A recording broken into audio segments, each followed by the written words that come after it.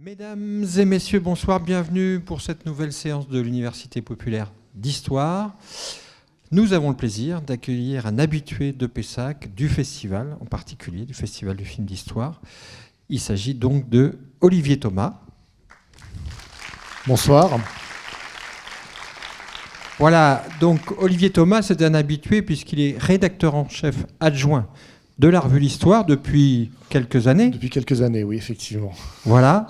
Et donc, à ce titre, il prépare avec Valérie Hanin, avec Héloïse Kolebka, les débats de la revue L'Histoire qui sont proposés tous les après-midi pendant le festival.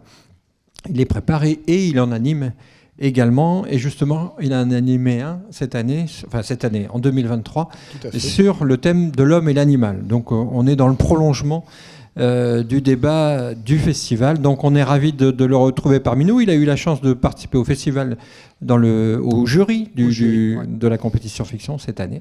Et donc il vient de publier un ouvrage, Les rats sont entrés dans Paris. Donc c'était l'occasion évidemment de l'inclure dans la programmation de l'Unipop Histoire. Nous en sommes ravis. À toi la parole et à tout de suite. Merci. Merci François. Bonsoir, merci d'être venu en nombre pour assister à cette conférence. Alors, les rats sont entrés dans Paris, on pourrait même dire les rats sont entrés dans la ville. C'est une question qu'on se pose beaucoup ces derniers temps. C'est une question qui nous a intrigués en fait au magazine L'Histoire il y a 5-6 ans. Pourquoi parle-t-on d'un seul coup des rats ? Moi, quand j'étais jeune, quand j'étais enfant, dans les années 80 à Paris, on ne parlait pas des rats, on n'en voyait pas. Ils existaient, mais on n'en parlait pas. Donc on s'est posé la question. Ça a été d'abord l'objet d'un article que j'ai publié dans l'Histoire, et puis ça a été l'objet d'un ouvrage. Voilà, et puis l'occasion d'en discuter avec vous, de se plonger dans les archives et de comprendre ce phénomène. Si vous allez dans la capitale actuellement, vous allez voir placardé partout « Stop aux rats, laissez ces déchets par terre et les rongeurs prolifèrent ».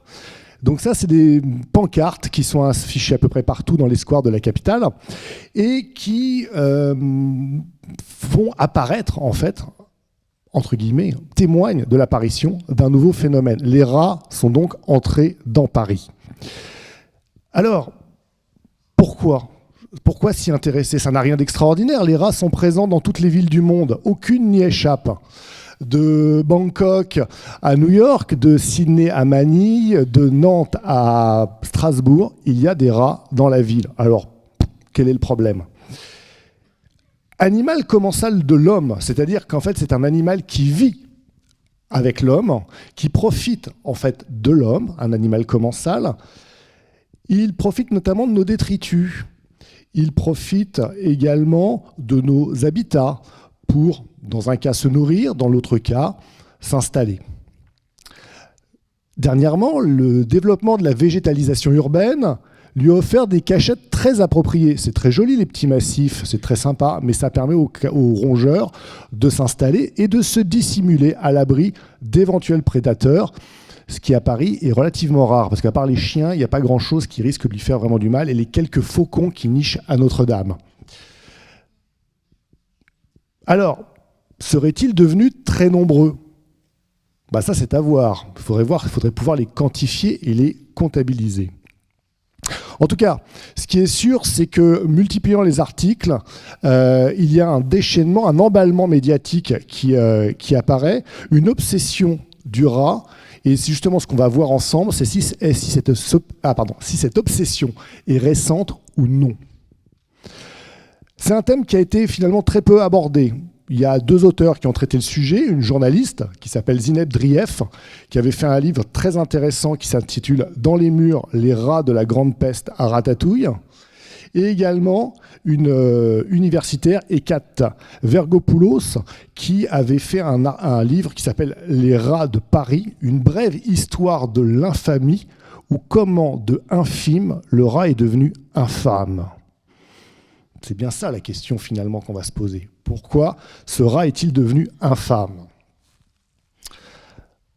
Alors, en fait, étudier un animal, on l'avait vu un petit peu avec l'homme et l'animal durant le dernier festival de Pessac, c'est s'intéresser en fait à quelque chose qui est un révélateur des sociétés humaines. Là, ça va être le révélateur des sociétés humaines urbaines.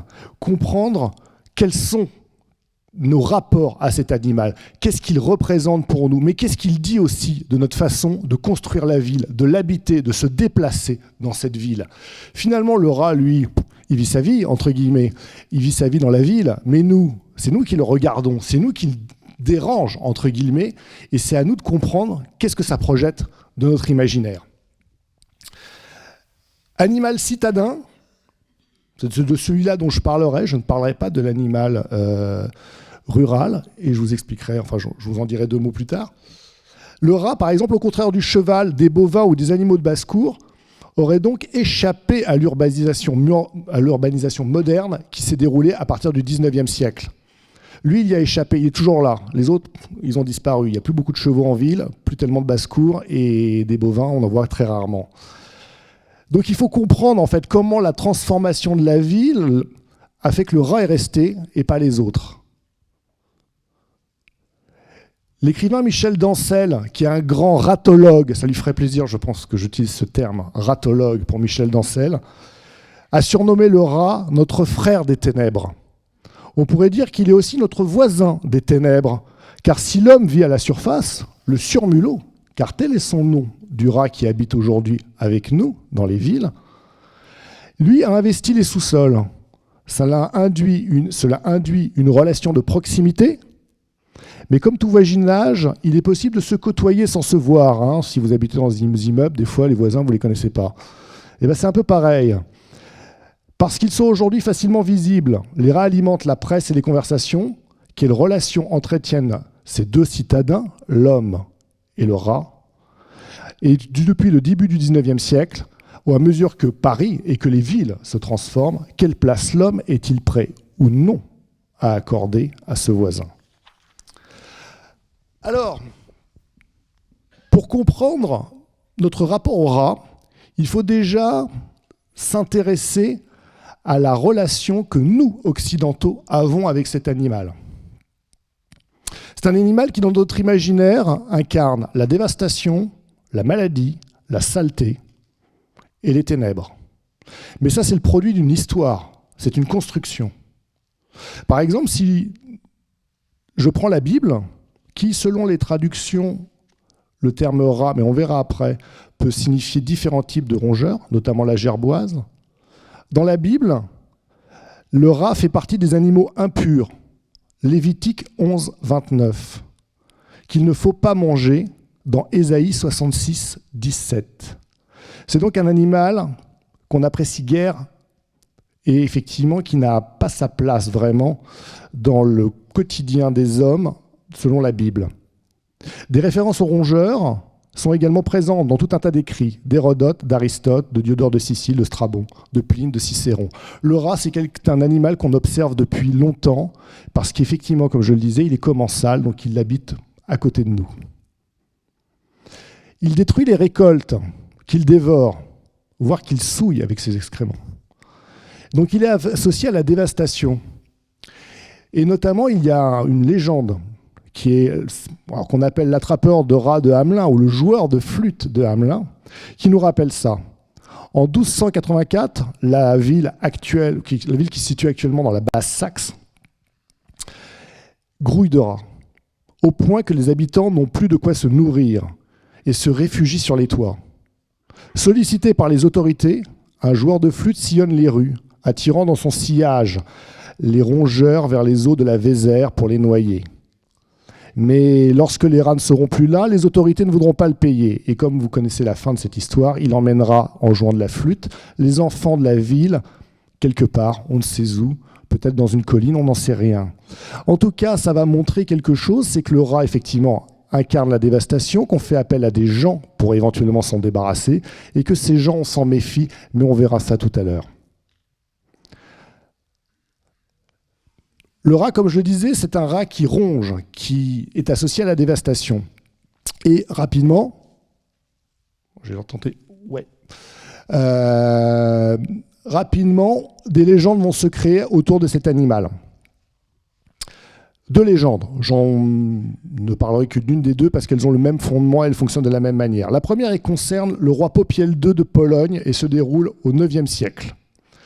La deuxième concerne l'évêque de Mayence, Athon, qui était là. Voilà. Qui est là, à gauche. Oui, à gauche pour moi. On est au Xe ou XIe siècle. Et durant son épiscopat, durant son épiscopat, plus exactement, sévit une grande famine. Les pauvres meurent de faim.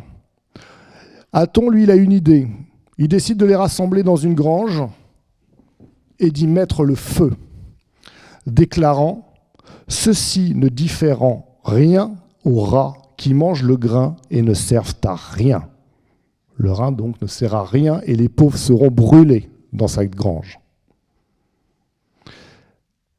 Mais un crime comme ça ne peut pas rester impuni dans une légende médiévale. Dieu commande aux rats d'assaillir l'évêque et de le manger tout vif. Athon se réfugie dans une tour au milieu du Rhin, mais comme pour Popiel, dont je vous parlais, ils finissent tous les deux de la même manière, complètement dévorés. L'eau n'arrêtera pas les rongeurs qui le débusquent et le dévorent.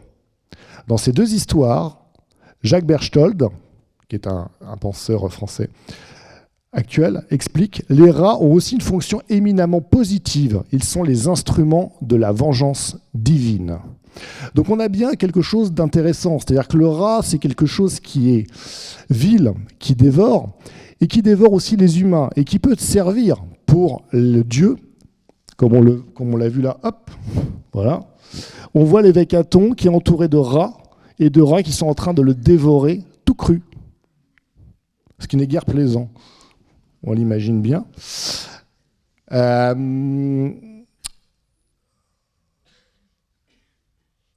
Donc on voit, ils peuvent donc dévorer, avec leur action de dévorer, ils mangent les grains, mais ils dévorent aussi et ils punissent les méchants.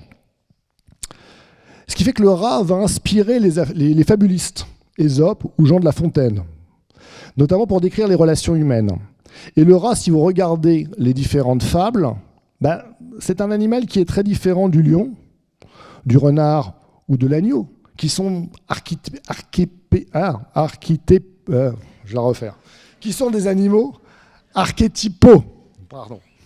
Le lion est majestueux, le renard est rusé et l'agneau est innocent.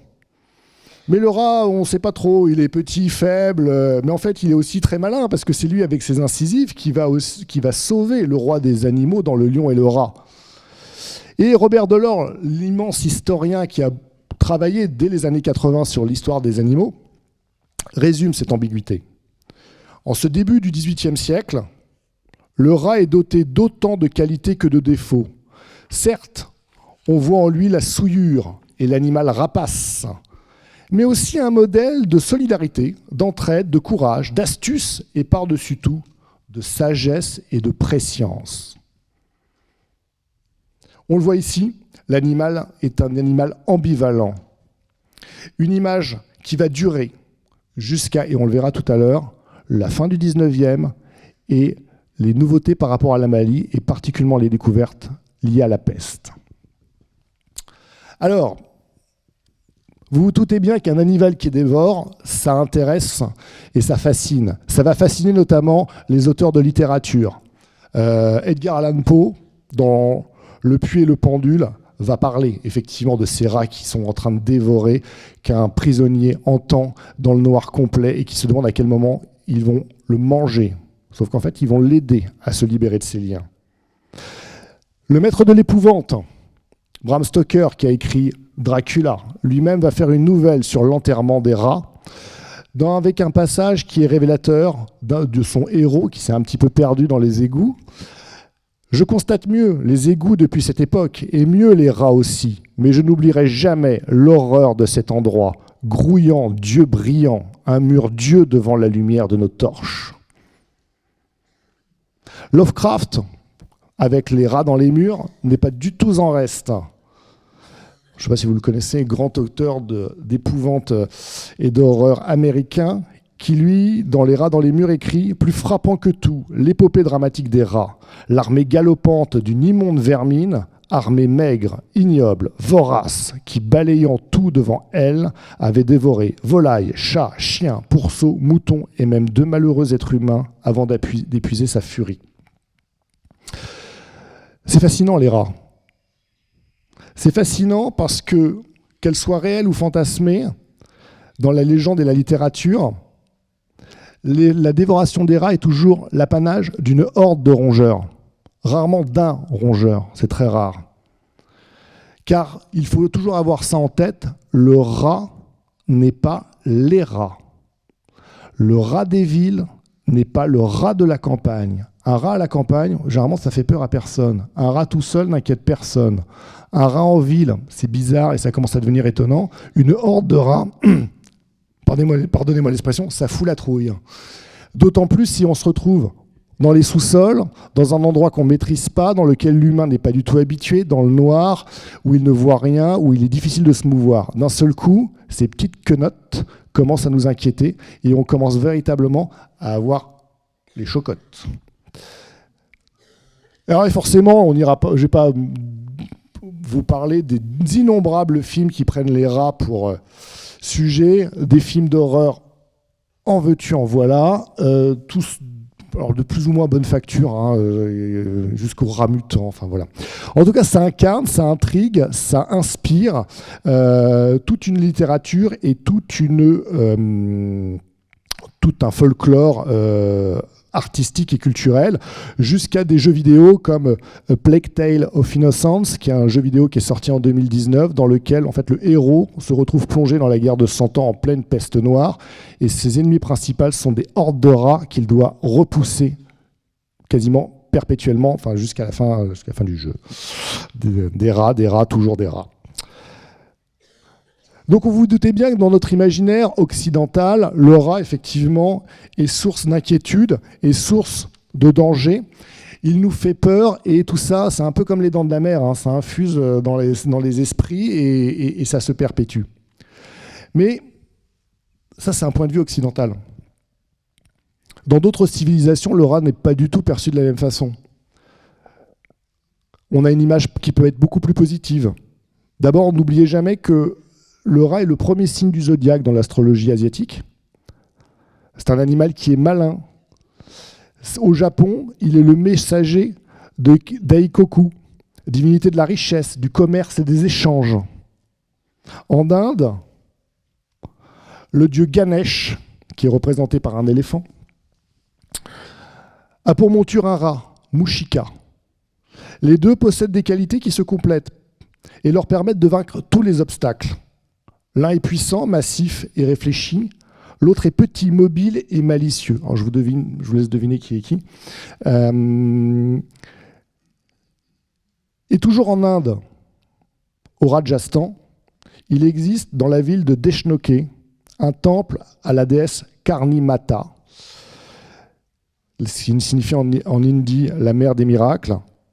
Et ce temple habite plus de 20 000 rats sacrés qui déambulent, objets de toutes les attentions de la part des pèlerins. Il y a des images sur Internet, je ne vous en ai pas mises là, mais c'est impressionnant. Hein. J'ai des rats qui se baladent, on les nourrit, ils montent sur tout le monde, ils font ce qu'ils veulent. C'est véritablement très très impressionnant. C'est une image différente de celle que nous, on peut avoir de nos rats qu'on côtoie tous les jours, mais qui vivent en dessous de nous.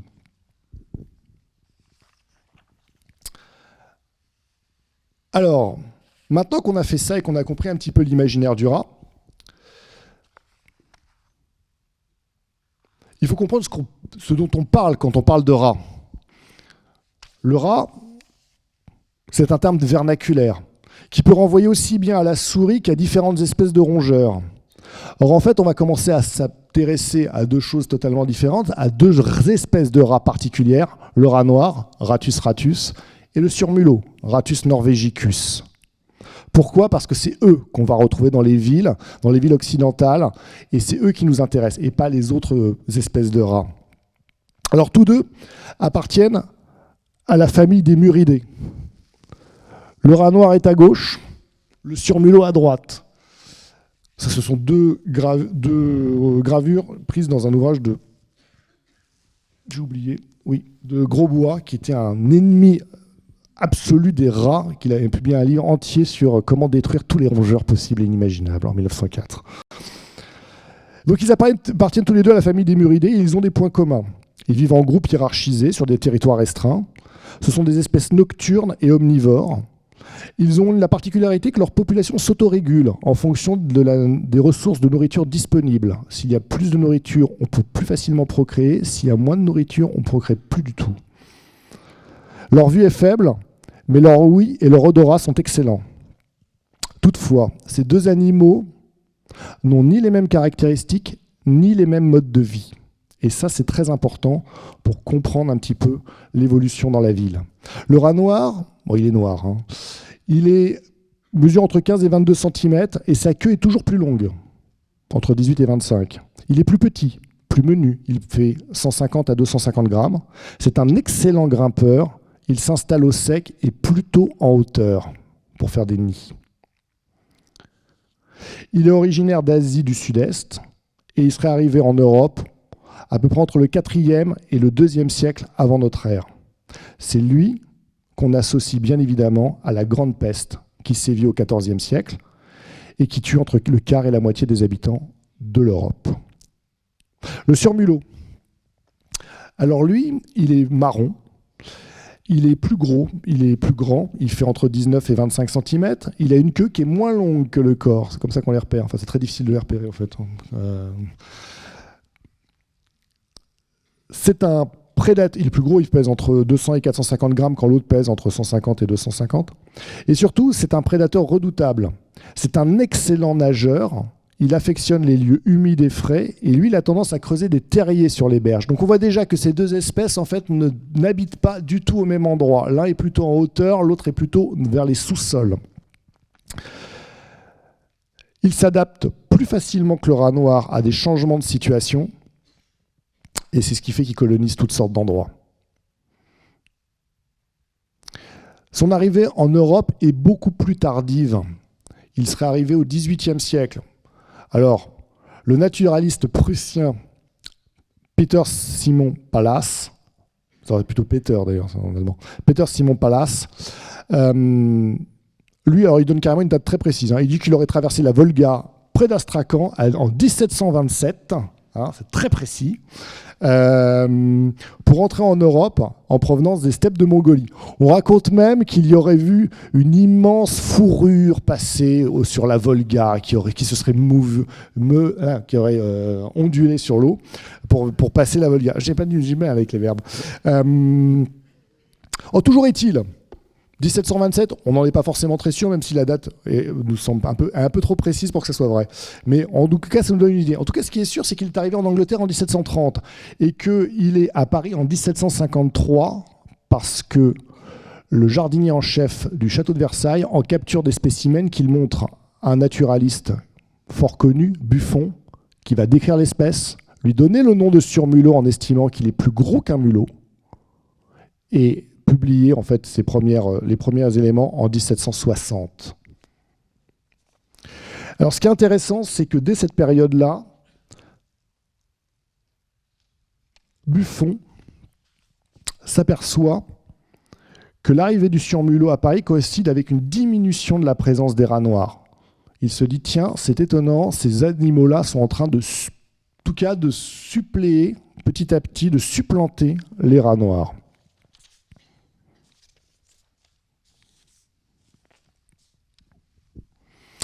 Et c'est ce que dit un autre écrivain entomologiste, Maurice Mindron, à la fin du 19e. Le surmulot est le plus grand et le plus fort des rats. C'est notre gros rat gris qui pullule dans les égouts, les charniers, les magasins et aussi malheureusement dans les maisons. On sait qu'il est devenu aujourd'hui le citoyen le plus important de notre bonne ville. Un siècle et demi après, on s'aperçoit que cet animal, le surmulot, est devenu en fait désagréablement familier des Parisiens. Et donc, ça nous invite à questionner cette pullulation du surmulot, les dégâts qu'elles occasionnent, qui commencent à être consignés par les autorités et par la presse. Alors, qu'est-ce qui se passe ? Eh bien, tout simplement, qu'au XVIIIe siècle, quand le surmulot arrive, Paris est encore très rural, les villes sont encore très rurales. Mais que petit à petit, les choses vont changer. On va urbaniser la ville. On va commencer à créer notamment quelque chose qui s'appelle les égouts. 26 km en 1805 à Paris. 600 km en 1870. 2600 km aujourd'hui. Petit à petit, le surmulot va trouver dans Paris les conditions d'épanouissement, des endroits où il peut se cacher, créer des terriers, s'approvisionner facilement. Là où le rat noir, au fur et à mesure que la ville se transforme, lui va trouver des conditions de moins en moins favorables. Et puis comme c'est un animal opportuniste et malin, et généralement il va tout simplement s'en aller. Quitter Paris qui présente beaucoup moins d'intérêt. Et au fur et à mesure, le surmulot va s'implanter, contrairement au rat noir, qui aujourd'hui n'est plus du tout présent dans la ville de Paris. Et généralement, dans les grandes villes très urbanisées, il n'existe plus. Il n'a plus les conditions pour pouvoir exister. D'ailleurs, dès 1824, donc on est 64 ans après Buffon, en 1824, le médecin Alexandre Parent du Châtelet établit lui aussi une corrélation entre le développement des égouts et l'expansion de la jante murine.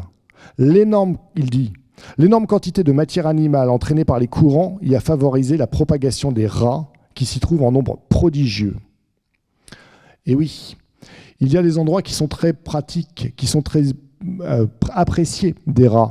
Par exemple, à côté des manufactures, notamment celle des Gobelins, où vous allez avoir des tanneurs qui sont installés. Ils ont besoin d'eau, les tanneurs. Ils ont besoin d'eau, les mégissiers, pour travailler la peau. Mais en travaillant la peau, ils mettent des restes d'animaux dans l'eau, et ça fait le bonheur des surmulots qui peuvent trouver, 1, de la nourriture, et 2, au bord de l'eau, des endroits pour se cacher. Donc tous ces habitats souterrains, à l'abri des prédateurs, proches des sources de nourriture, va faire du surmulot, qu'on va donner un nom au surmulot, c'est celui du rat d'égout. Alors il y a des endroits à côté des égouts qui sont très propices aux rats. Alors à Paris, je ne sais pas si vous connaissez la voirie de Montfaucon, qui est un endroit absolument qui n'existe plus heureusement, infâme. Alors à la voirie de Montfaucon, on apporte les excréments de la capitale. C'est dans le nord-est de la ville.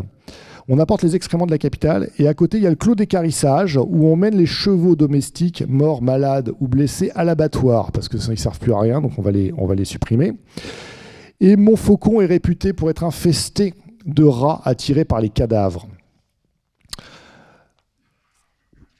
Parent du Châtelet, encore lui, qui s'y rend, il dit « Si l'on met les carcasses de chevaux équarris, donc qu'on a tués, dans la journée, dans un coin quelconque du clos, on les trouve le lendemain entièrement dépouillés des chairs qui étaient restées adhérentes. » Cet endroit pose un problème aux autorités de Paris. Elles veulent récupérer les territoires pour pouvoir développer la ville. Elles veulent fermer la voirie et le clos d'équarrissage.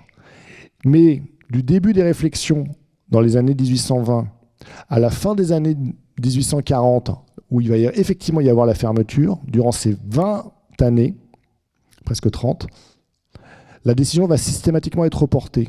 Pourquoi ? Pour 2 raisons. Enfin, il y en a d'autres, mais en tout cas, il y a 2 raisons qui reviennent régulièrement.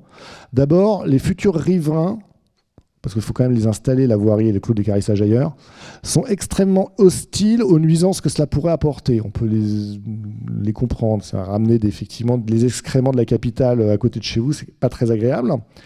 Et deuxièmement, les gens qui habitent non loin de Montfaucon sont très inquiets parce qu'ils se disent si on ferme Montfaucon et qu'il n'y a plus de clos d'équarrissage, que vont devenir les rats ? Est-ce qu'ils ne vont pas venir chez nous puisqu'ils n'auront plus rien à manger ? Donc ce sont des débats qui alimentent régulièrement les discussions des autorités parisiennes et qui font qu'on hésite à fermer ce clos. Finalement, il sera fermé juste avant les années 1850. Mais Théophile Gautier résumera d'un titre ce qu'est Montfaucon pour les Parisiens, c'est la ville des rats. Les rats commettent des dégâts colossaux. Ils prélèvent sur les stocks de denrées alimentaires. On dit que pour un grain dévoré, ils en souillent entre 10 et 15 par leurs excréments, qui les rendent donc du coup impropres à la consommation. Ce sont des rongeurs qui doivent ronger tout le temps. Ils doivent user leurs incisives. Ils rongent tout, du bois. Dans les usines, des courroies, des cordages, des fils de machines, des meubles, du linge. C'est tout qui est rongé par les rats. Ils sont partout, dans les théâtres, les bibliothèques, les hôpitaux. À l'Hôtel-Dieu, qui se situe à proximité de la Seine, sur l'île de la Cité, la présence de cadavres humains conservés dans les sous-sols sans précaution les attire. Il faudra attendre les appareils frigorifiques fermés pour se débarrasser enfin des rats dans les morgues. Autre lieu sensible, vous vous en doutez, pour des raisons d'hygiène, mais pas que, ce sont les abattoirs. La création des abattoirs répondait à un objectif d'hygiène publique. Mais malgré les efforts, l'hygiène reste très sommaire et les rats infestent les lieux, attirés par le sang et les restes des animaux dépecés. Cela pose d'énormes questions et d'énormes contraintes. Ils envahissent également les espaces publics, notamment autour des halles et des marchés, en quête de nourriture. Un des lieux névralgiques, bien évidemment, ce sont les halles centrales de Paris, où là, les autorités, si vous regardez la presse et également les rapports de la municipalité de Paris, vous apercevez qu'on parle très souvent de cette problématique. En 1857, on parle des légions innombrables de rats qui vivent dans les anciennes halles de Paris, où ils trouvent des retraites toutes faites sous les planchers et les aménagements en bois. Mais les rats sont aussi dérangés par les travaux. C'est marrant parce que c'est aujourd'hui aussi. Et dès 1865, on le remarque, un journaliste de l'Univers écrit « Par ces temps de démolition pratiqués sur une aussi vaste échelle et sur tant de points à la fois, les rats qui jadis vivaient et pullulaient à loisir, mais dans les caves au fond desquelles ils établissaient des retraites, sont aujourd'hui pourchassés à chaque instant et obligés de s'en aller nuitamment par hordes. La nourriture les attire, bien évidemment, vous l'avez compris. Et du coup, le conseil municipal de Paris cherche à réagir. Un chiffre. En fait, on s'aperçoit que très rapidement, dans les rapports des budgets, des crédits sont alloués spécifiquement à la destruction des rats. En 1878, c'est 4% du budget des halles et marchés de l'ensemble de la capitale qui est alloué à la seule destruction des rats. Donc vous voyez que ce n'est pas un petit problème, la problématique des rats. C'est un problème qui, effectivement, n'est pas du tout récent. Il est ancien et il pose un certain nombre de soucis aux autorités. Les rats sont donc partout. Et La Patrie, qui est un journal parisien de 1859, écrit « Les rats. Voilà pour l'heure une des grandes inquiétudes de Paris. Mort aux rats. Voilà le cri de guerre du moment. » Alors, le rat a aussi une mauvaise réputation parce qu'il habite dans les prisons. Évidemment, c'est un monde souterrain, c'est généralement la prison. Et là, on s'aperçoit qu'encore une fois, c'est un animal ambivalent, parce qu'évidemment, il va disputer sa maigre pitance à un prisonnier, mais en même temps, certains, comme Jean-Henri de Latude, qui va quand même passer près de 35 ans en prison pour un complot contre la marquise de Pompadour, lui, il va faire des rats ses amis. Il écrit par exemple « Longtemps, j'avais compté dans le nombre de mes maux physiques le tourment d'être inquiété sans cesse par une foule de rats qui venaient chercher un asile et de la pâture sur ma paille. Bientôt, ils daignèrent m'admettre parmi eux et je leur ai dû à la seule distraction heureuse que j'ai éprouvée pendant les 35 années de mon infortune. » Donc encore une fois, un rat ambivalent, un rat qui à la fois est hostile puisqu'il va manger la croûte du prisonnier, mais avec lequel il peut se faire un ami. Plus étonnant encore, les rats anthropophages. Et ça, on a quelques cas d'attaques contre des êtres humains qui ont été rapportés et qui alimentent cette porte de la dévoration qu'avait subi l'évêque de Mayence, Athon. Par exemple, ici, vous avez les faits divers illustrés qui rapportent l'histoire d'un bébé dévoré le 3 octobre 1907, enfin ça s'est passé en septembre, attaqué par des rats. Vous avez également un médecin qui rapporte que les folles de la Salpêtrière, donc c'est un hôpital, un asile d'aliénés, les folles entre guillemets de la Salpêtrière, racontent qu'enchaînées, quelquefois toutes nues dans les loges presque souterraines, et pire que des cachots, elles avaient souvent les pieds rongés par les rats. Cette peur, effectivement, existe. Et c'est vrai qu'on retrouve des cas d'attaques de rats sur des cadavres abandonnés. J'en parlais avant que la morgue ait des frigos frigorifiques. Généralement, ils attaquent les personnes faibles, impotentes, ou qui ne peuvent se défendre. Bébés, vieillards, invalides, voire des ivrognes, ou des victimes d'accidents ou de malaises qui ne peuvent pas se défendre. Fort heureusement, ce sont des cas qui sont relativement rares. Et par contre, ils en disent non en fait sur l'état sur les installations, les endroits où vivent les gens, puisque généralement c'est toujours dans des taudis, généralement assez infâmes, dans lesquels en fait les rats peuvent vivre et qu'ils ont investi. Et généralement, ça montre surtout la misère et des conditions de vie de certains individus. Alors, ce rat, il a quand même son utilité.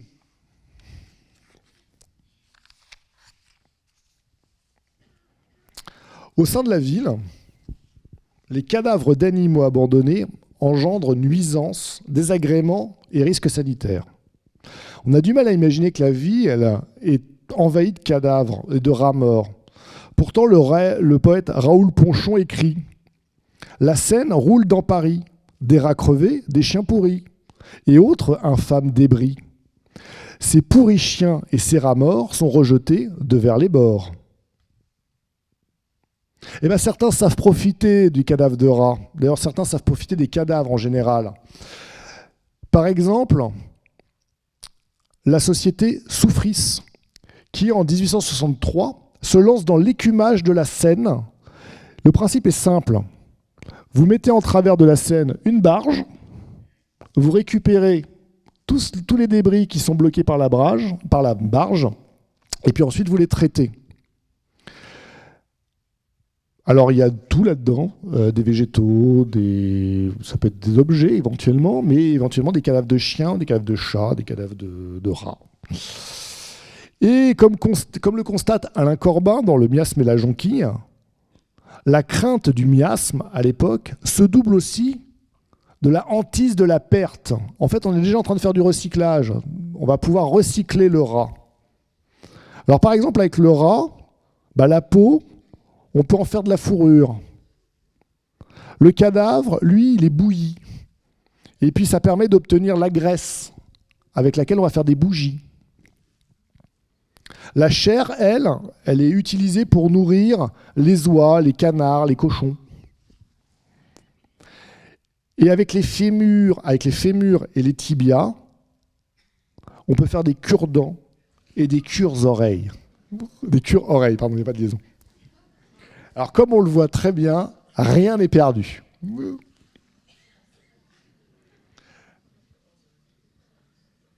Alors,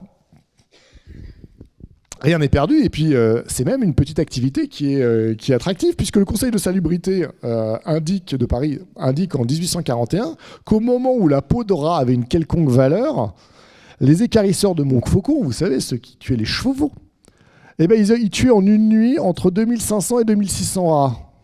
Bon, alors moi, j'ai pas été vérifié, il faudrait extrapoler, mais voilà, en tout cas, ce que dit le Conseil de salubrité de la ville de Paris. Alors évidemment, là, on transforme le rat, mais bon, il y a un moment donné quand même très particulier pour les Parisiens. C'est qui commence en fait en septembre 1870. Pour le rappel, la guerre contre la Prusse a commencé depuis 2 mois. Les choses se présentent assez mal pour les Parisiens qui sont encerclés par l'armée allemande, et petit à petit, le siège s'éternise, la faim tenaille les ventres, et la queue s'allonge devant les magasins. Alors évidemment, ça, vous connaissez cette histoire. Les chevaux, mulets et ânes sont abattus. On chasse les moineaux, les corbeaux. Les animaux du jardin des plantes sont tués et généralement revendus dans les meilleures tables. Et les moins nantis, ils doivent se nourrir d'expédients dans lesquels le rat tient une bonne place. On chasse le rat partout, dans les égouts, aux abords du jardin des plantes, aux abords des restaurants, si jamais il reste quoi que ce soit. C'est véritablement une obsession. Alors, une obsession qui est illustrée dans cette caricature de Cham, qui montre en fait tous ces Parisiens allongés. Vous avez le personne de la garde civile qui est là au garde à vous, et tous ces Parisiens font la queue devant ce qu'on appelle une gouttière. Une gargouille, pardon, excusez-moi, une gargouille, en espérant pouvoir attraper un rat pour se nourrir. Alors, mais quel goût ça a, le rat ? Eh bien, les Parisiens s'y intéressent. À la sortie d'un dîner, les convives, qu'on a qualifiés de braves et d'hardis explorateurs, livrent leurs impressions à l'usage des, je cite, des peureux et des hésitants. On nous dit, le salmi de rat nous a semblé très bon.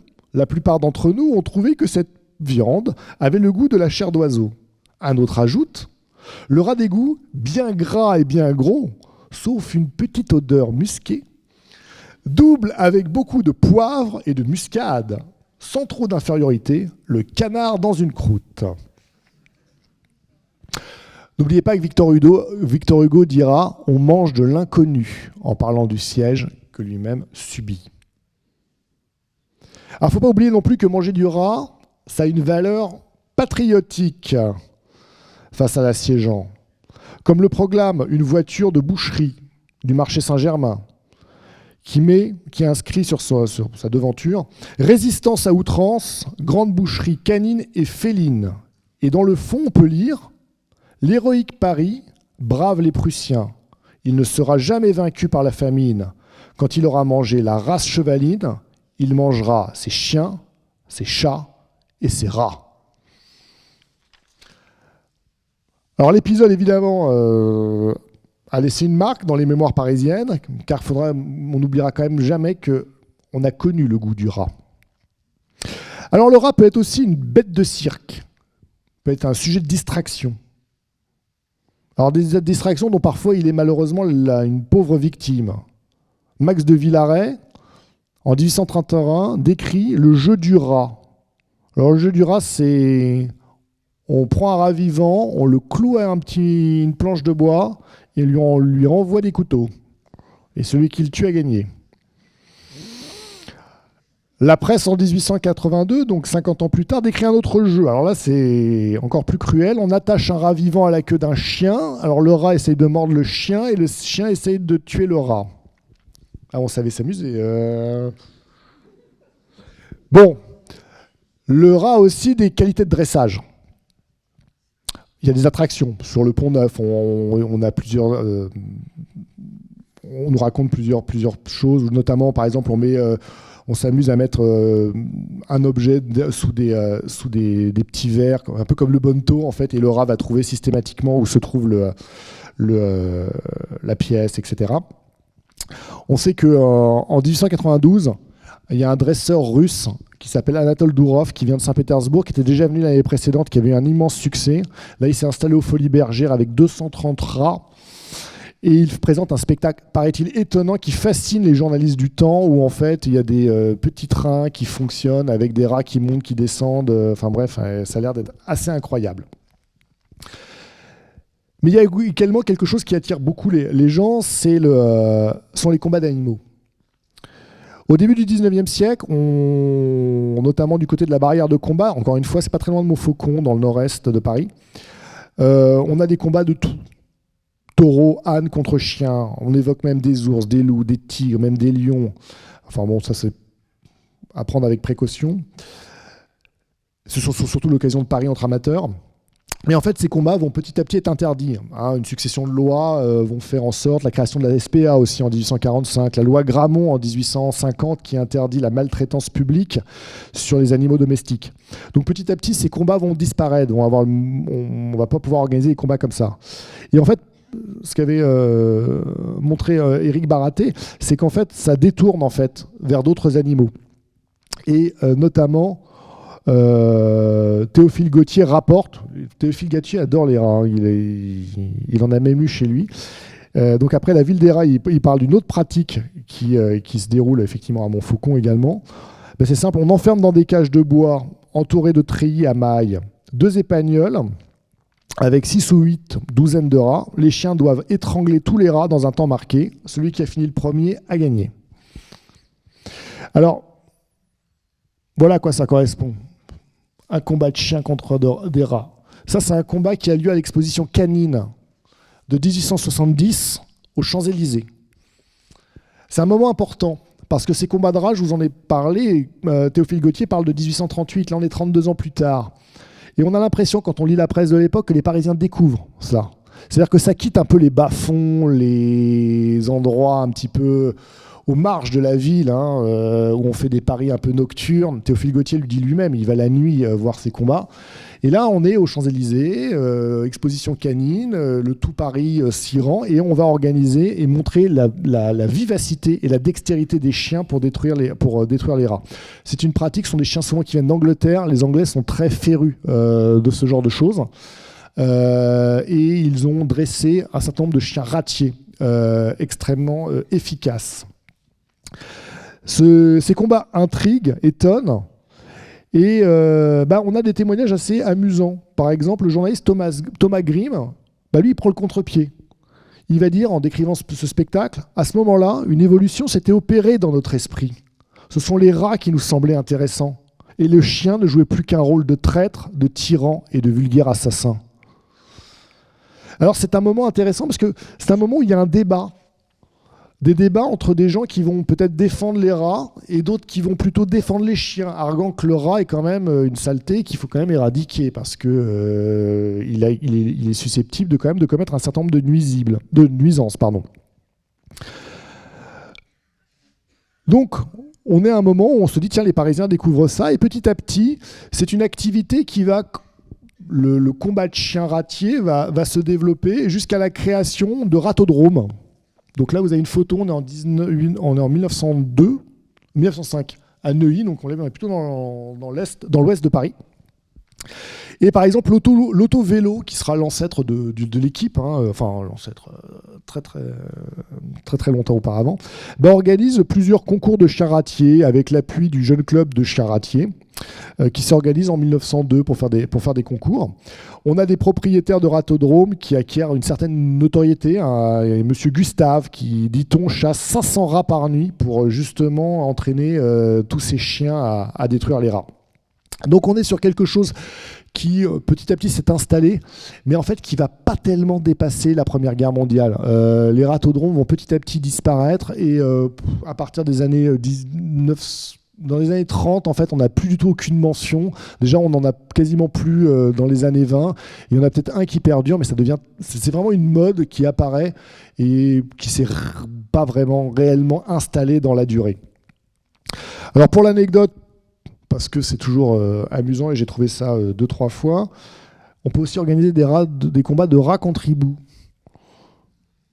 Alors, par exemple, là, on en a un le 27 mars 1877, la police qui est obligée d'intervenir rue La Cépède à Paris pour mettre fin à une véritable rixe de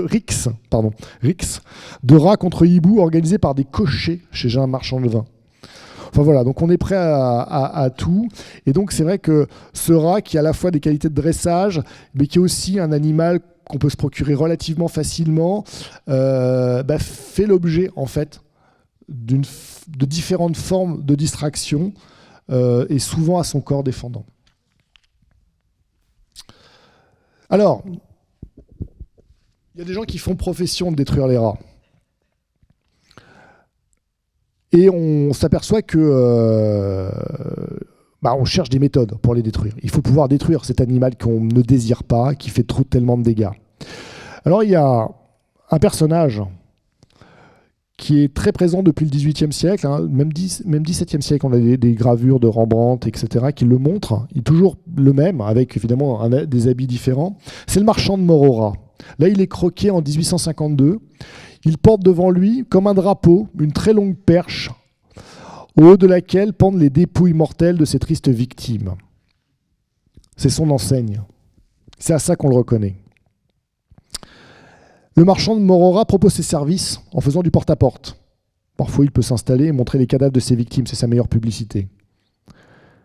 S'il rend des services, il n'a pas du tout bonne réputation parce qu'il exerce un métier rebutant, mais aussi ambulant, donc assimilé à l'étranger et à l'inconnu. Et puis également, il vend des poisons, des pièges. Ça ne fait pas... Généralement, on s'en méfie. Alors le poison, c'est quelque chose d'intéressant. Des poisons à base d'arsenic, de pâte phosphorée au 19e siècle. Pour pouvoir tuer le plus possible en un moindre temps et en moindre effort. Mais en fait, il y a énormément d'empoisonnement d'animaux domestiques ou d'humains à cause de ces poisons. Souvent, on mélange de la pâte, de la nourriture avec ces poisons. On a quelques suicides également. On a aussi quelques tentatives d'assassinat, ou voire des assassinats. On dirait, je ne savais pas, j'ai préparé la pâte pour les rats dans l'assiette, et puis j'ai oublié de la laver. Alors je l'ai laissée, et ma femme a mangé dans l'assiette après. Ou l'homme, hein, ça peut marcher dans les deux sens. Surtout, il y a eu des enfants et des animaux domestiques qui sont morts. Donc l'usage de ces poisons qui est extrêmement dangereux fait qu'au milieu du 19e siècle, 1846 puis 1952, en fait, on décide de complètement légiférer. Devient de plus en plus compliqué de se procurer ces poisons. Et donc, les marchands de morts aux rats, eux, vont péricliter parce qu'ils n'auront plus la possibilité de s'en procurer.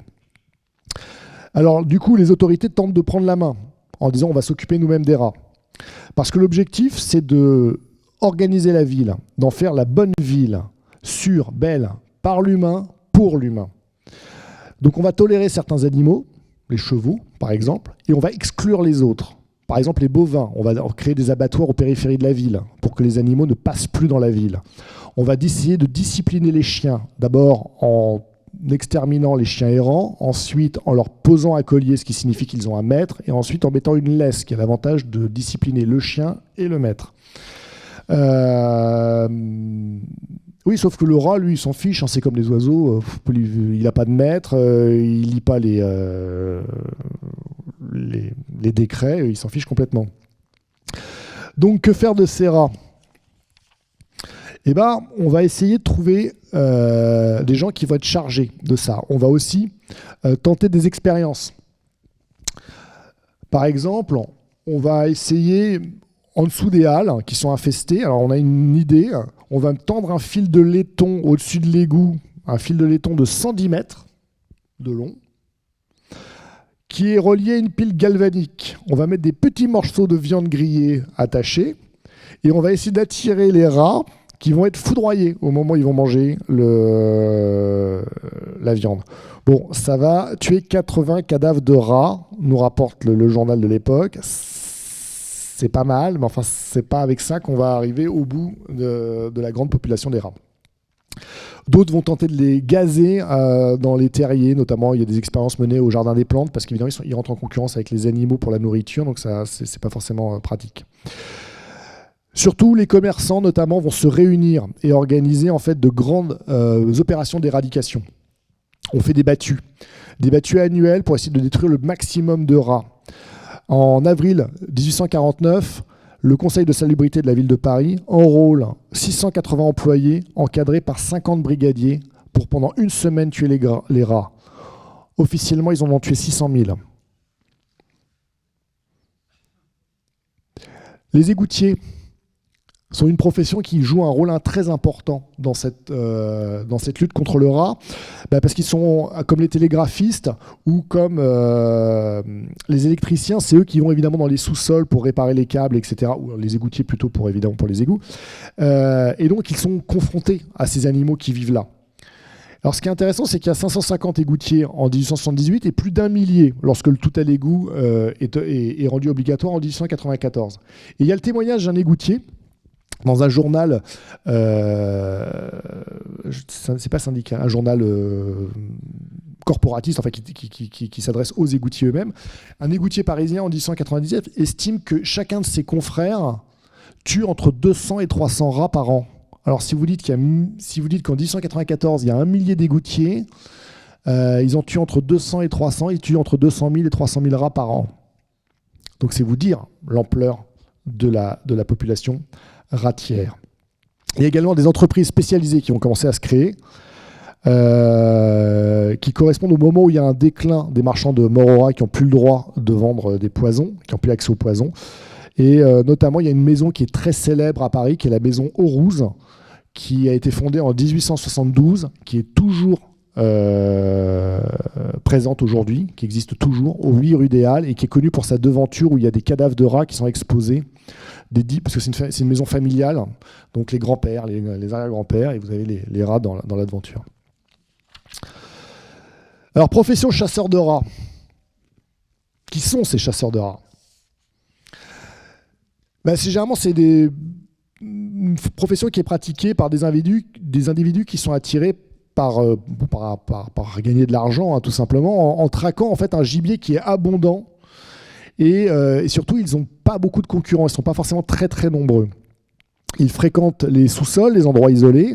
Ils œuvrent souvent la nuit. N'oublions jamais que le surmelot est un animal nocturne. Et ils sont souvent décrits dans la presse comme des personnages, comme des originaux. Et ils aiment beaucoup arborer les traces de leur métier, les morsures, les griffures qu'ils ont pu avoir. Alors, on peut chasser les rats dans les égouts, mais on peut aussi chasser en surface dans les gargouilles. Alors ça, c'est un système, le système de la gargouille. L'objectif, c'est qu'on met une boîte dans laquelle on va espérer attraper le rat, à l'extérieur, au niveau du caniveau. On espère que le rat est entre la gouttière et le bout du trottoir. Et dans ces cas-là, en fait, vous passez une espèce de pelle que vous faites pivoter et vous poussez le rat vers la boîte. Et le rat est dans la boîte. Voilà. Et généralement, on est payé à la queue. On ramène les queues et on a un prix, il y a un prix à la queue qui permet de gagner de l'argent. C'est difficile d'établir le nombre de chasseurs de rats. Beaucoup se sont formés lors du siège de Paris, hein, vous vous doutez bien. Ça a créé des vocations. Et lors d'un reportage au début du XXe siècle, il y a un vieux chasseur de rats qui s'appelle Henri Dève qui estime qu'il y avait 22 chasseurs de rats sous l'Empire. Et qu'en gros, il en restait plus que 4 à la fin du siècle. Alors, un tournant. Il y a un tournant dans l'histoire du rat.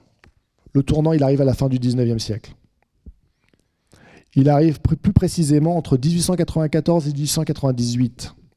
La troisième pandémie de peste a commencé au Yunnan au milieu du XIXe siècle. L'Institut Pasteur a été créé en 1888. Les progrès de la microbiologie, les progrès de la mesure sanitaire font que les médecins sont de plus en plus aguerris.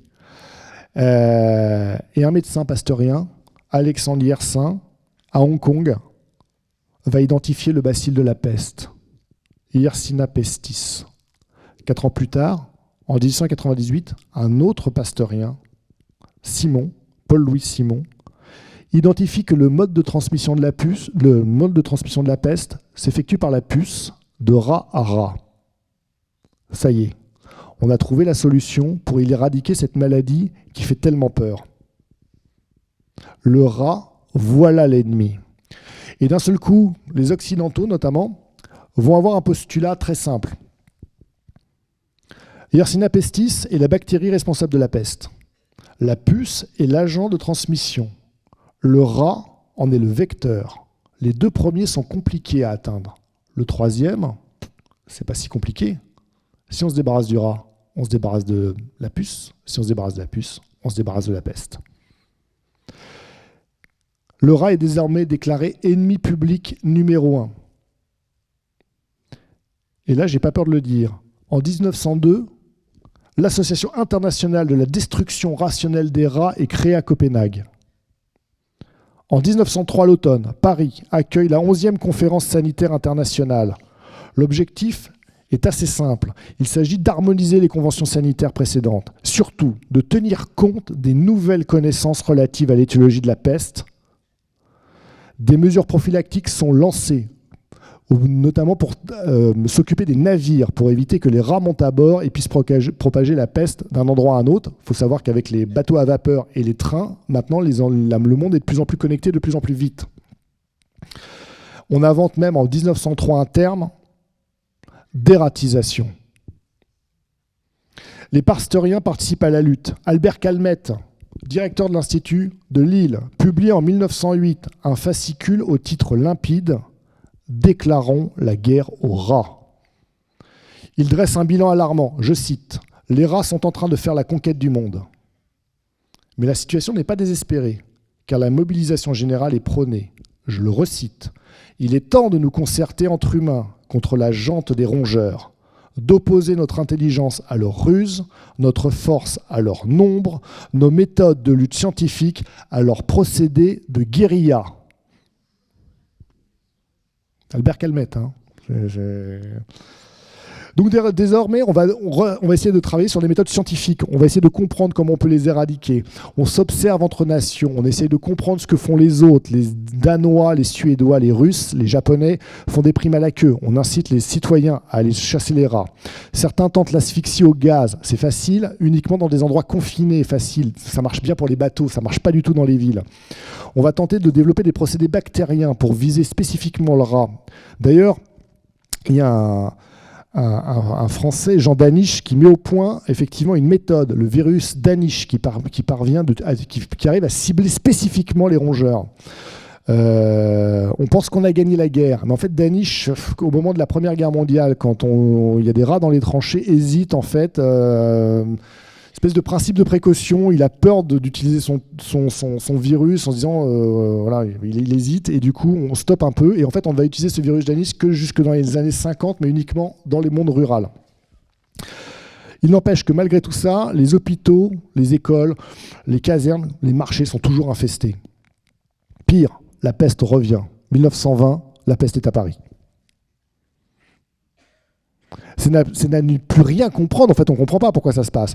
On s'aperçoit qu'en fait, il y a une mère, une fille qui décède à l'hôpital Tenon. C'est Édouard Joltrin, un médecin qui est chargé de l'enquête épidémiologique. Il s'aperçoit qu'en fait, il y a des contaminations à Paris. Une épidémie qui s'étend, Saint-Ouen, Bagnolet, Pantin sont touchés, et qu'en fait ça a lieu essentiellement dans le monde des chiffonniers sur les barrières de Paris. Dans ce monde où effectivement de ces gens qui travaillent, qui récoltent les détritus pour les trier, effectivement ils sont au contact de certains rats, et donc il y a la peste qui a sévi. On décide de s'organiser, de lutter contre cette peste. On débloque 300 000 francs pour inciter à la chasse, grâce à des primes à la queue.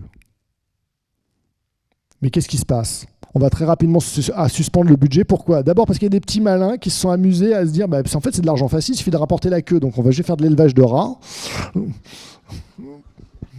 Facile, voilà. Donc c'est là on leur a dit voilà, donc ils ont fait de l'élevage de rats pour revendre des cadavres. Et puis il y en a d'autres, en fait on commence à dire oui, c'est pas forcément une très bonne idée s'il y a la peste de transformer le Parisien en chasseur de rats et donc de l'exposer potentiellement à l'animal. Donc on cesse tout ça.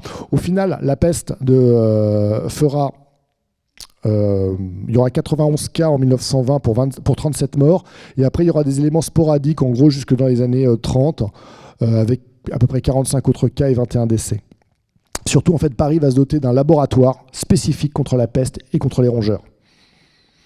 Et donc, c'est lui qui va poser des pièces, relever, faire des statistiques. Paris est à la pointe de la lutte contre les rats.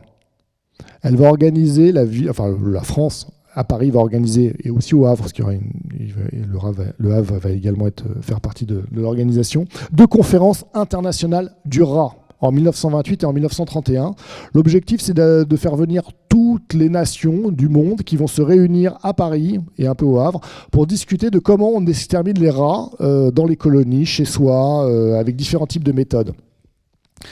En fait, c'est tout simplement que je pense que c'est une stratégie impériale française face au monde anglo-saxon. L'objectif, c'est de faire de Paris une capitale scientifique et de pouvoir créer un lieu d'échange, de profiter des connaissances extérieures et notamment parce qu'on a avec les pasteuriens effectivement de grands scientifiques qui sont très, très au fait de cela. Donc il va y avoir différents types de méthodes qui vont être organisées pour essayer, différents types de conférences qui sont organisées justement pour réfléchir à ça, mais il y a un étrange paradoxe, c'est que finalement la France a des grands retards dans le combat face aux rats par rapport à d'autres pays. Et donc il va falloir attendre en gros les années 30 pour que les Français puissent véritablement prendre la mesure du problème. D'abord parce qu'ils vont comprendre qu'il y a à la fois une lutte offensive contre le rat, la dératisation, on va attaquer le rat, mais il y a aussi une lutte défensive contre le rat. Et cette lutte défensive, elle est toute simple. on a vu vous avez peut-être, je vous ai dit tout à l'heure que les populations de rats s'autorégulent en fonction de la nourriture. Et ben, si on prive le rat de nourriture, ben, on aura moins de rats. Donc ça passe par la gestion des ordures. Donc Eugène Poubelle avait, dans les années 1880, imposé la fameuse poubelle. Les Français sont indisciplinés, donc ça marchait plus ou moins.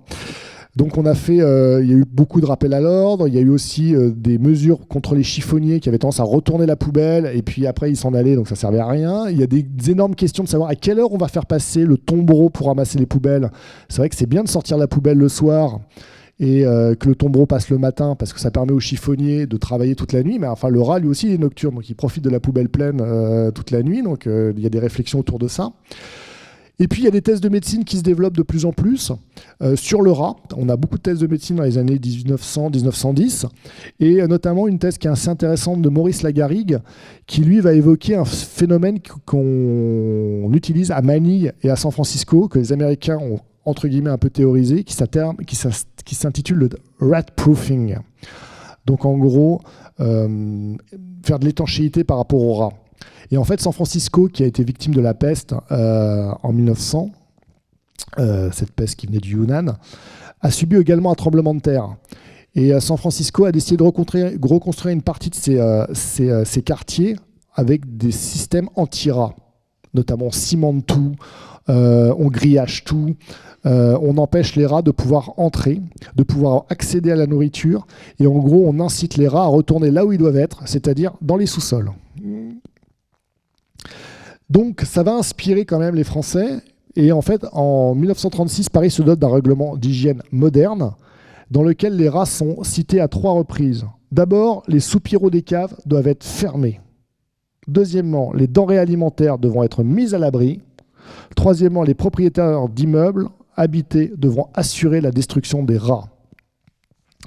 À partir des années 40, de 1946, on fixe annuellement une campagne de dératisation qui est fixée par le préfet de police. Donc on peut dire que les rats sont cernés. Et normalement, si on reprend le règlement d'hygiène, les trous sont bouchés, tout est hermétiquement fermé, et comme on fait une campagne de dératisation annuelle, ben normalement, ils sont coincés, ils ne doivent plus exister.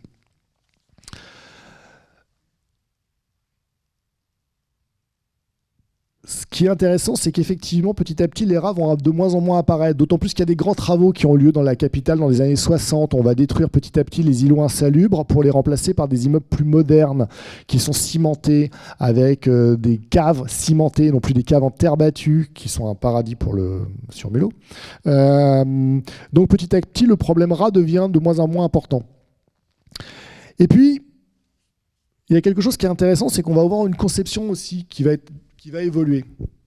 Il y a une enquête qui est réalisée en 1985 par la propreté de Paris sur le concept de propreté.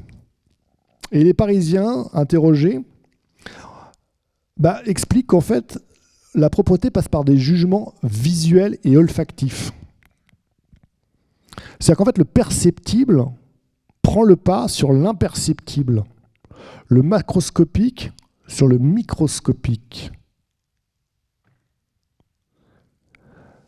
Au moment du développement de la microbiologie, à la fin du XIXe siècle, un médecin, Montehuis, avait pu déclarer le microbe, voilà l'ennemi. Et bien là, un siècle plus tard, le microbe n'est pas celui dont on a peur en fait. Non, on a peur de quoi? Des détritus abandonnés, des tags sur les murs, du rat. En fait, c'est visible, ça fait sale. Si ça fait sale, c'est dangereux. Le rat, c'est bizarre, parce que le rat, c'est plutôt un animal qui est propre. Le tag, c'est moche, vous en pensez ce que vous voulez, ça peut être beau ou moche, mais c'est pas sale en soi. Et petit à petit, les gens vont avoir cette conception très particulière. Si on voit un rat, l'endroit est perçu comme sale. Si on ne le voit pas, l'endroit ne sera pas sale, entre guillemets. C'est comme l'odeur du métro. Ça sent pas bon, donc c'est sale. Et donc apparaît quelque chose de nouveau. Les rats n'apparaissent, on les voit de moins en moins, on les oublie, et finalement ils n'existent plus. Alors pour conclure, sur aujourd'hui, Oui, les rats sont présents dans la ville. Ils l'ont toujours été. Et ils le sont sans doute toujours. Notre rapport aux rats, c'est un rapport à nous-mêmes. C'est un rapport à la ville. C'est un rapport aussi à notre histoire. Le rat, il est malin. Il est chez lui. Il va profiter des occasions. Se dire qu'on laisse des détritus par terre et que le rongeur va en profiter, bah oui, ça c'est sûr que le rongeur va en profiter. Et puis il en profitait déjà au 19e siècle, comme je vous l'ai montré, il adorait aller à côté des restaurants, il va là où ça va. Les travaux le dérangent, bah oui, les travaux le dérangent. Il dérange, ça fait vibrer les sous-sols, ça abîme son habitat, son terrier. Donc, comme il n'a pas l'intention de finir écrasé parce que le terrier va s'écrouler, généralement, il bouge. Mais comme je vous l'ai montré, quand il y avait eu déjà des travaux, il bougeait aussi. Et d'ailleurs, on dit que quand la tour Eiffel a été construite, il y avait des rats qui étaient chez les voisins à côté, que quand la gare Montparnasse a changé d'aspect dans les années 60, pareil, les rats sont apparus dans les quartiers aux alentours. Donc tant qu'il y aura des travaux, il y aura des rats qui apparaîtront. Et puis le rat n'a pas vraiment de prédateur dans la ville, donc de toute façon, il y est très bien. Il a facilement accès à l'eau. Il peut facilement se cacher. Mais c'est vrai que au milieu des années 2010, il y a eu une série d'articles, notamment un que j'avais noté, où on montre que sur les pelouses du Louvre, il y a des rats qui sont sortis et qui grignotent pas très loin de gens qui pique-niquent. Mais en fait, ces rats en 2014, là, ils ont franchi 2 frontières. D'abord, une frontière spatiale.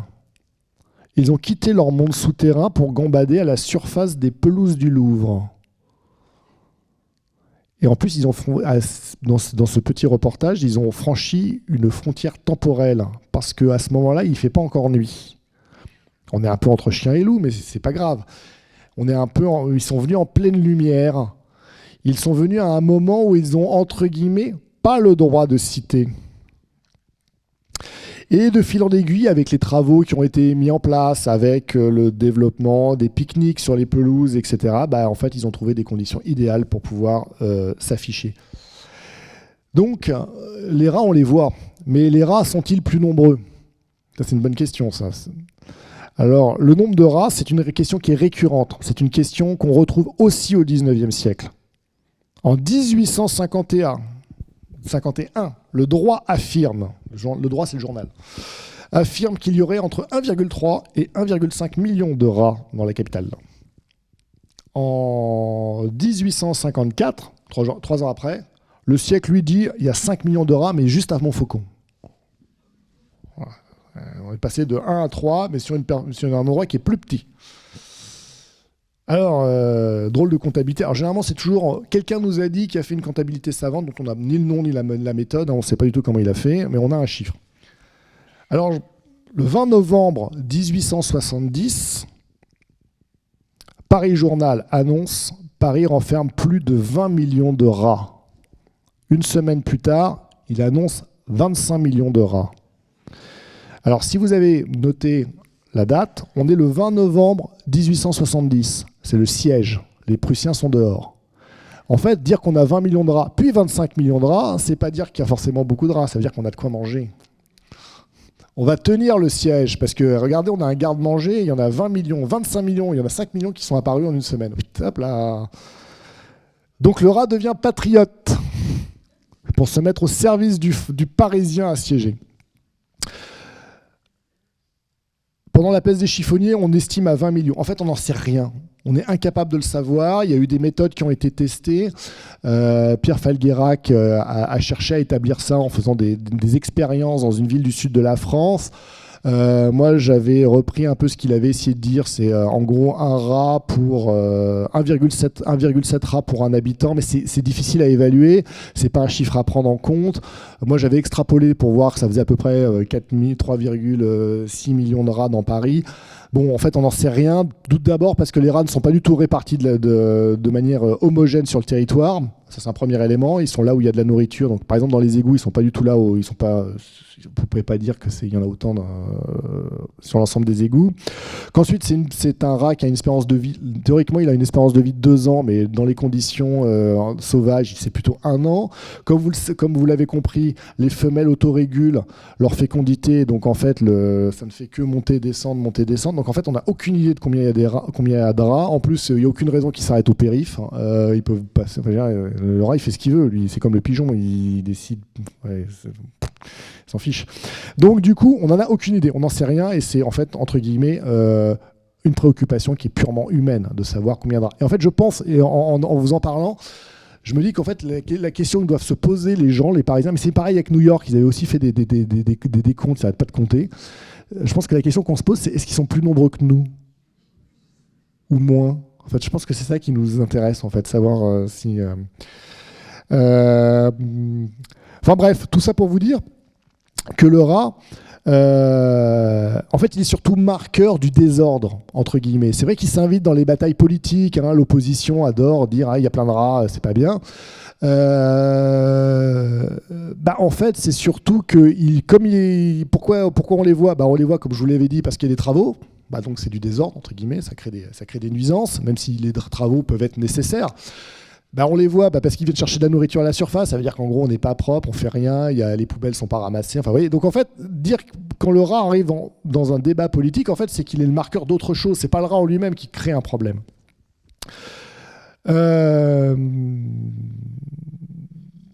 Donc voilà, et puis il faut bien comprendre à un moment donné qu'il y a des scientifiques américains qui ont théorisé ça, qu'en fait on le classe comme un animal liminaire. Alors un animal liminaire, qu'est-ce que c'est ? C'est un animal qui n'est ni domestique ni sauvage. En fait, il est entre les deux. C'est généralement des animaux comme le pigeon, la corneille, l'écureuil et certains insectes qui en fait sont là dans leur environnement et qui profitent de la situation et qui se trouvent très très bien dans cette ville qui est autant la leur que la nôtre. Alors, on dit aussi que le rat a un rôle de nettoyeur. C'est vrai, forcément il mange des détritus, donc forcément il va nettoyer. Combien ? On n'en sait rien puisqu'on ne peut pas compter combien il y a de rats. Mais ce qui est important de savoir, c'est que cette polémique ou cette discussion autour du rat nettoyeur, encore une fois, c'est pas nouveau.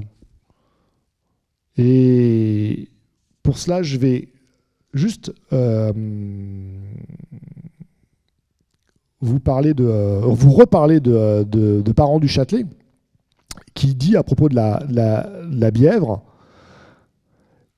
Donc c'est là où sont installées les manufactures des Gobelins avec tous les tanneurs, les mégiciers qui tannent la peau et qui envoient en fait des petits morceaux de viande dans la Bièvre, cette rivière souterraine aujourd'hui dans Paris, du sud de Paris. Parent du Châtelet écrit, on est en 1824, donc il y a 200 ans. Les rats sont aussi les nettoyeurs de la Bièvre en dévorant les débris animaux que la rivière, par son élévation et son affaissement successifs, laisse à sec sur les bords et qui, en se putréfiant, augmenterait considérablement l'infection qu'elles occasionnent. Donc vous voyez, travaux, nourriture, problèmes de nettoyage, etc., ce sont des problèmes qui sont très anciens, ça n'a rien de très nouveau. Donc finalement, ce rat qui restera sans doute tout le temps là, comme nous, peut-être qu'à un moment donné, il faudrait avoir une réflexion différente par rapport à lui, c'est-à-dire accepter qu'il est là, peut-être mettre en place rigoureusement les méthodes dont on dispose, c'est-à-dire qu'effectivement, il faut ramasser ces déchets. Je sais qu'à Paris, ils développent des poubelles qui sont complètement hermétiques, inattaquables, ni par les rats, ni par les corneilles, parce que les corneilles, c'est aussi un... D'ailleurs, c'est marrant de le voir tous les deux. Il y en a un au-dessus, l'autre en dessous, qui essaie de grignoter la poubelle pour accéder à la nourriture. Donc, il y a un développement de nourriture hermétique, développement de poubelles hermétiques pour éviter effectivement de les nourrir. On verra après les travaux comment ça se passera. Et puis, effectivement, se discipliner, dératiser, pourquoi pas. mais à bon escient, c'est-à-dire dans des endroits où on se dit là c'est anormal, il y a une surpopulation de rats. Donc s'il y a une surpopulation de rats, quelque part c'est qu'ils ont les moyens de se nourrir et de se développer. Donc pourquoi? Qu'est-ce qu'il y a? Est-ce que les poubelles sont ramassées à temps? Est-ce qu'on est indiscipliné? Est-ce qu'il y a des endroits dans lesquels ils peuvent s'installer? Et puis en fait, tout simplement accepter que voilà, on est là tous les deux. Même on pourrait même dire à plusieurs. Il y a d'autres animaux dont j'ai pas que j'étudierai peut-être, qui sont extrêmement intéressants. Mais en tout cas, la ville est une niche écologique et effectivement, il faut accepter de cohabiter ensemble. Voilà, je vous remercie.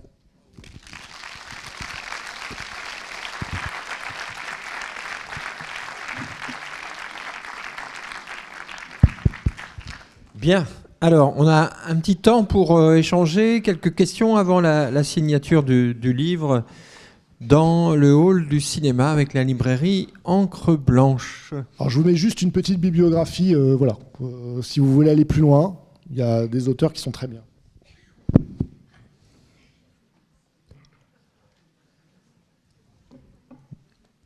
Alors, est-ce qu'il y a des questions, des réactions? Oui, j'arrive.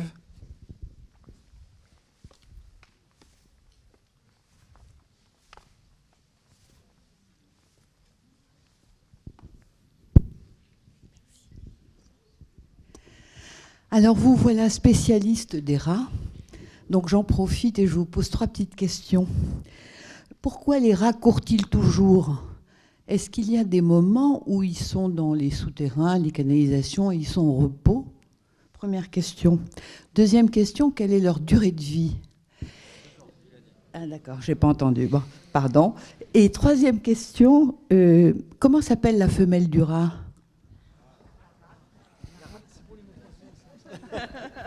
Pour les mots croisés, c'est bien. Alors oui, l'espérance de vie, c'est à peu près 2 ans. Généralement, à l'état sauvage, en ville, c'est souvent un peu moins. On tablerait plutôt sur 1 an. En captivité, ça peut atteindre 3 ans. Disons que le rat de la campagne sera plutôt autour de 2 ans. Lui, il a moins de chances de se faire avoir. Oui, ils trottent, mais il y a aussi des rats. En fait, ils sont organisés en groupes hiérarchisés et en fait, les dominants, eux, bougent très très peu. Ils sont à côté de la nourriture, généralement après à côté du collecteur de l'égout, où la nourriture est facile d'accès. Et c'est plutôt les plus faibles qu'on voit à l'extérieur, ceux qui sont obligés d'aller chercher leur pitance plus loin. La femelle du rat, la rate.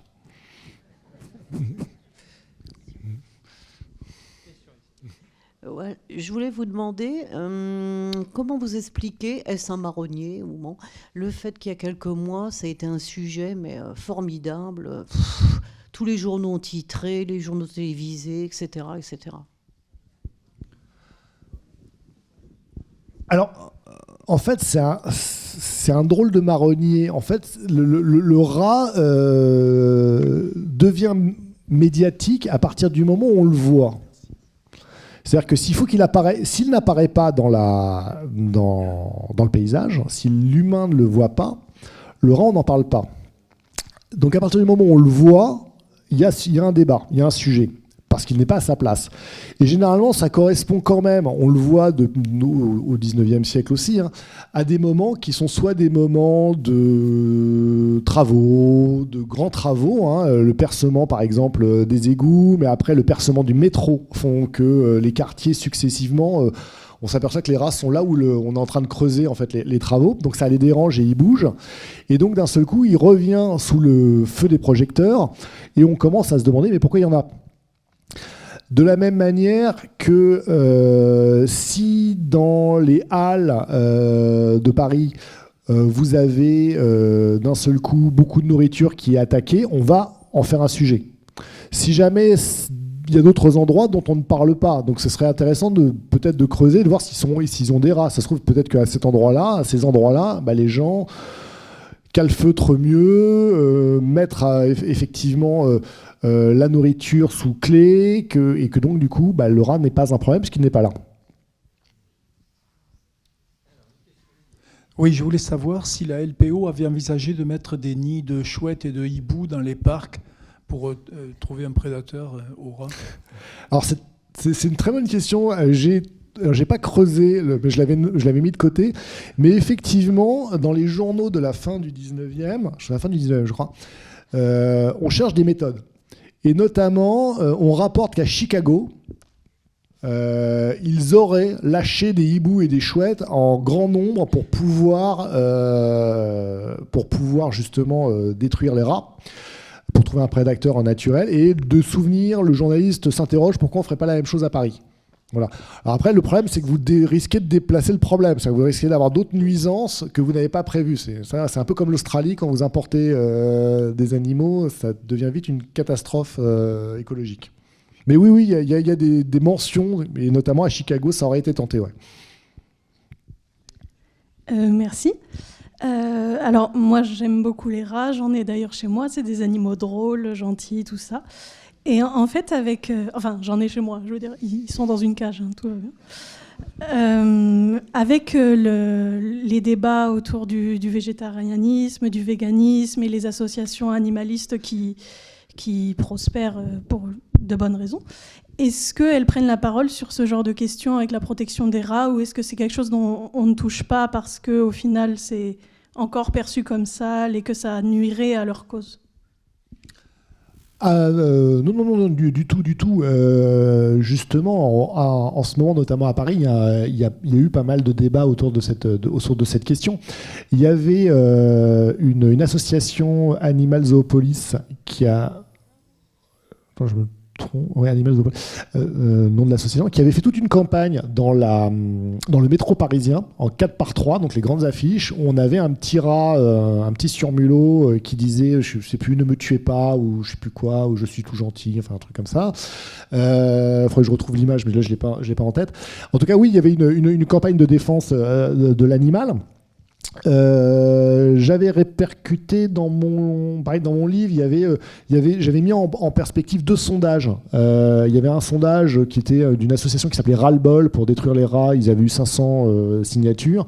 Et il y avait une autre association pour justement défendre les rats et arrêter qu'on les détruise, qui avait eu à l'époque 20 000 signatures. Donc, il y a des associations qui défendent les rats. De plus en plus, on a aussi des questionnements autour de la végétalisation urbaine, de ce genre de choses. Et à partir du moment où vous voulez des végétaux, c'est comme dire je veux pas de guêpes en fait. Si vous voulez des végétaux, vous allez avoir les animaux qui vont avec.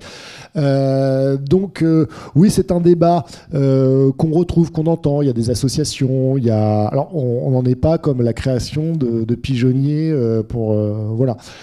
En tout cas, il y a eu aussi à un moment donné, je crois, des réflexions autour des méthodes pour les tuer, ce genre de choses, justement par rapport à la cruauté animale. Donc oui, c'est des choses qui sont en réflexion. C'est pas si étonnant si le documentaire que vous avez vu juste avant date de 2022. Il y a eu plusieurs livres, enfin 2-3 livres, dont le mien, qui sont sortis entre 2015 et 2022. C'est quand même un sujet, ça devient un sujet d'un seul coup. Comme je vous le disais, moi je suis né dans les années 70, dans les années 80, j'ai pas le souvenir qu'on parlait des rats dans Paris. C'était pas un sujet. Donc voilà, ça devient...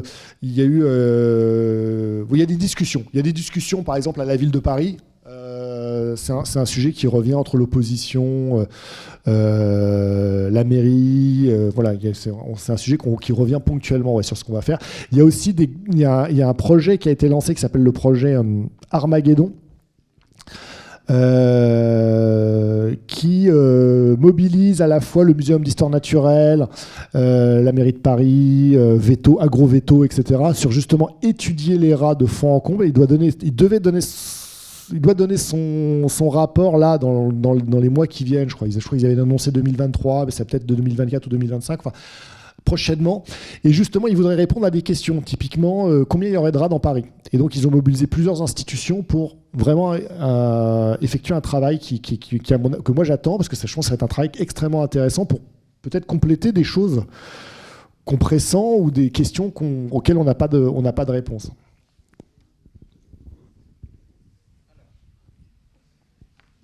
Ici et là-bas. Bonsoir. Je voulais juste savoir si finalement, si on met de côté nos peurs du rat, est-ce qu'à notre époque, il y a vraiment un problème sanitaire ou un vrai danger identifié de cohabiter avec des rats? Alors, d'abord, c'est un animal sauvage. Donc, comme tout animal sauvage, il y a toujours des risques potentiels. Morsure, griffure, vous ne savez pas trop où il a été traîné. Concernant le surmulot, la maladie principale qu'il peut transmettre, c'est la leptospirose, qui est une maladie qui se transmet notamment par l'urine de rat. C'est à peu près 600 cas par an. En France métropolitaine, c'est beaucoup plus en Outre-mer à cause, je crois, du climat. C'était une maladie contre laquelle les égoutiers avaient une vaccination obligatoire dans les années 70, parce qu'eux, ils sont au contact et effectivement, ils peuvent être atteints par cette maladie. Je crois que maintenant, la vaccination n'est plus que préconisée, mais n'est plus obligatoire. Comme je vous disais, c'est 600 cas par an. Le rat, il faut savoir que le rat est un animal craintif. En fait, il ne va pas s'approcher de vous, il a tendance à déguerpir très très vite. Donc il faudrait déjà pouvoir être en contact avec l'animal, ce qui n'est pas très évident en fait, à moins évidemment de descendre dans les sous-sols, où là évidemment, eux, ils en côtoient quasiment tous les jours. Donc il y a des risques. Comme avec tout animaux, moi j'avais fait une émission avec quelqu'un du Muséum d'histoire naturelle qui disait, voilà, c'est comme avec les chiens en fait, il y a aussi des risques. Maintenant, les risques sont quand même relativement faibles. Voilà. En plus, il n'y a plus de rats noirs, la puce du surmulot pourrait éventuellement transmettre la peste, mais elle est beaucoup moins importante que celle du rat noir. D'ailleurs, sur la peste, qui est souvent associée au rat, il y a des grandes études qui sont en train d'être menées pour justement essayer de comprendre un petit peu, notamment par rapport à la peste noire. Là, il y a des choses qui se font en archéozoologie pour essayer de mieux identifier les modes de transmission. Voilà, en fait, aujourd'hui, les risques sont quand même relativement faibles. Alors après, si vous allez, par exemple, pour la leptospirose, c'est aussi dans les cours d'eau. Donc ça, on est plutôt à la campagne, dans les cours d'eau ou de montagne, avec l'urine de rat. Donc par exemple, si vous êtes kayaki, ce genre de choses, oui, il y a potentiellement des risques. Voilà. Alors justement, la puce transmet la peste, mais la puce, comment est-ce qu'elle l'attrape ? Ah bah ça, justement, ça fait partie des questions auxquelles ils sont en train de s'interroger pour savoir, comprendre un petit peu le mécanisme de la peste. Alors nous, on a fait un numéro spécial là, que j'avais avec moi entièrement sur la peste. Numéro de l'été dernier pour partir en vacances sur la plage. La peste, itinéraire d'une tueuse. C'est une maladie qu'on connaît finalement pas si bien que ça. Et du coup, comme je vous disais, il y a des grosses recherches qui sont actuellement en train d'être menées au niveau archéozoologie, notamment en Mongolie. Ce qui est sûr, c'est que Simon avait bien identifié le passage de la peste d'un rat à un autre via la puce, mais on suspecte aussi d'autres puces de transmettre potentiellement la maladie, comme notamment la marmotte qui permettrait de la transmettre. On a aussi, par exemple, sur la peste, je vous disais qu'au 19e siècle, c'était la 3e pandémie de peste. La première pandémie, c'est la peste de Justinien au 6e siècle après Jésus-Christ. La deuxième, c'est la grande peste noire au 14e siècle et la troisième au 19e siècle. Donc, vous voyez par exemple que la peste de Marseille de 1720, en fait, c'est une résurgence de la peste noire. Donc c'est une maladie qui est un peu complexe parce qu'elle, entre guillemets, je dirais pas qu'elle s'éteint parce que c'est pas le mot, mais en fait, on pense que les gens qui ont survécu sont immunisés pendant quelques générations avant que d'un seul coup la maladie réapparaisse. Donc voilà, donc du coup c'est quelque chose qui, encore une fois, c'est un peu comme le projet de la ville de Paris autour du comptage de rat. On attend les études avec impatience. Ça va être vraiment très intéressant, je pense. Alors une dernière, allez-y. Dernière question. Je voulais revenir sur le comptage aussi. Est-ce que dans AgroSup, ou les vétos, je ne sais pas, on se rend compte maintenant qu'il y a beaucoup plus de rats qui sont animaux de compagnie. Parce que comme les chiens sont devenus animaux de compagnie et qui combattaient les rats, peut-être que maintenant les rats deviennent des nouveaux animaux de compagnie et ça peut être une solution. Enfin, pas une solution, mais voilà. Les rats animaux de compagnie, c'est un sujet intéressant, parce qu'en fait, c'est le même animal. Le rat domestique et le rat sauvage, c'est tous les deux des Ratus norvegicus. Sauf que le rat, le surmulot, il est gris, enfin, il est brun. Et les rats de compagnie sont souvent blancs, tachetés, noirs et blancs, marron et blanc. Alors en fait, ils ont une histoire. C'est ça qui est intéressant, c'est que ces rats, en fait, c'est des animaux un petit peu atypiques, qui étaient des rats sauvages, qu'on a mis de côté, qu'on a sélectionnés, qu'on a fait reproduire entre eux, et qui sont devenus, par exemple, les rats blancs qui servent dans les laboratoires sont typiquement issus de cette sélection. Les rats animaux de compagnie, alors j'en ai pas forcément beaucoup parlé, j'en ai fait rapidement un petit quelque chose avec le prisonnier, mais c'est quelque chose qu'on retrouve de temps en temps. Théophile Gautier explique qu'il a acheté 2 rats de Norvège, donc on se doute bien que c'est des Norvegicus, donc on l'a, Théophile Gautier, milieu du 19e siècle. Donc il décrit ces rats, il est fasciné par les rats, il n'arrête pas de faire des textes sur les rats. Le joujou de Baudelaire, le joujou du pauvre, si vous vous rappelez ce poème de Baudelaire, c'est un enfant riche qui regarde un enfant pauvre de l'autre côté de la rue, et l'enfant pauvre, il a un jouet, son fameux joujou, c'est un rat vivant. Des associations de rats, alors les Anglais évidemment comme toujours sont toujours à la pointe pour tout, avaient créé déjà des associations dès la fin du 19e siècle, des associations de souris, d'amateurs de souris qui sont ensuite devenus aussi amateurs de rats. Je ne vais pas vous faire toute l'histoire, mais en gros, ça disparaît avec la Première Guerre mondiale. Ça revient dans les années 1960-70 avec la création de plusieurs associations.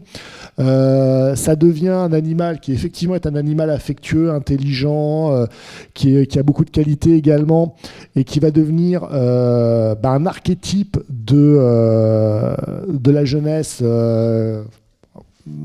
De la jeunesse contestataire d'une certaine manière, parce que les punks, c'est l'animal que les punks ont sur leur épaule pendant les années 60, à la fin des années 70, le punk est créé en 76. Apparemment 76. Donc dans les années 70-80, c'est l'animal qu'on a, c'est un animal qui a mauvaise réputation, donc c'est bien de montrer qu'on a un animal qui a mauvaise réputation.